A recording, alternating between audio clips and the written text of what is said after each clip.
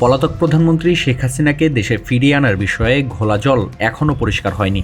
তবে টিউলিপ সিদ্দিকের বিষয়ে এসেছে সুসংবাদ। টেমস নদীর ওপার থেকে টিউলিপকে বুড়িগঙ্গার পাড়ে এনে বিচারের কাঠগড়ায় দাঁড় করার বিষয়ে বদ্ধপরিকর বিএনপি সরকার। সম্প্রতি ব্রিটিশ গণমাধ্যম দ্য ইন্ডিপেন্ডেন্টের প্রতিবেদনে উঠে এসেছে এই তথ্য।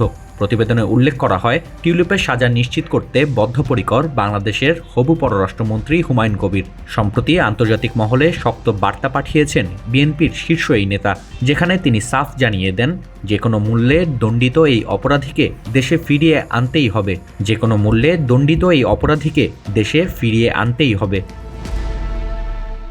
হ্যামস্টেড ও হাইগেটের এই এমপি বাংলাদেশের আদালতে দুর্নীতি ও জমি দখলের মামলায় সাজাপ্রাপ্ত। হুমায়ুন কবির জানান, সরকার পরিবর্তনের পর এখন বিচারিক প্রক্রিয়া স্বচ্ছভাবে তাকে অনুসরণ করছে। শুধু টিউলিপ নন, তার খালা শেখ হাসিনাকেও মানবতাবিরোধী অপরাধের জন্য বাংলাদেশে ফিরিয়ে এনে বিচারের মুখোমুখি করা হবে। বাংলাদেশের সঙ্গে যুক্তরাজ্যের বন্দি বিনিময় চুক্তি নেই। সেক্ষেত্রে হবু পররাষ্ট্রমন্ত্রীর এই বার্তা কি কেবলই লোক দেখানো? ইন্ডিপেন্ডেন্ট বলছে, কথার কথা নয়, লন্ডনে টিউলিপ সিদ্দিকের দিন আসলেই ফুরিয়ে আসছে। হুমায়ুন কবির ব্রিটিশ সরকারকে মনে করিয়ে দিয়েছেন, অবৈধ অভিবাসন মোকাবেলায় যুক্তরাজ্যের শক্তিশালী অংশীদার বাংলাদেশ। তাহলে বাংলাদেশে অপরাধ করে পালিয়ে যাওয়া অপরাধীদের মোকাবেলায় কেন আলাদা হবে যুক্তরাজ্য? ইতোমধ্যে সাবেক মন্ত্রী সাইফুজ্জামান চৌধুরীর কোটি কোটি টাকার সম্পদ ও ৩০০টি বাড়ি ফ্রিজ করেছে ব্রিটিশ ক্রাইম এজেন্সি। ফলে টিউলিপ সিদ্দিককে প্রত্যর্পণের বিষয়েও কোনো শঙ্কা থাকার কথা নয়।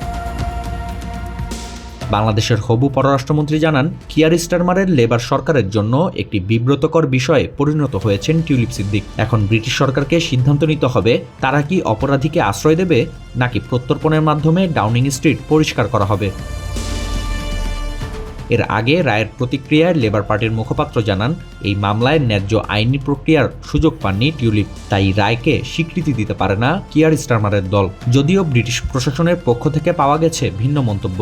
ব্রিটিশ প্রধানমন্ত্রীর নীতিশাস্ত্র উপদেষ্টা স্যার লরি ম্যাগনাস জানান, দুর্নীতির এই ঘটনায় তিনি অন্যায্যতার প্রমাণ শনাক্ত করতে পারেননি। তবে এটি দুঃখজনক যে টিউলিপ সিদ্দিক এই সংযোগের সম্ভাব্য সুনাম ঝুঁকি সম্পর্কে আরও সতর্ক ছিলেন না।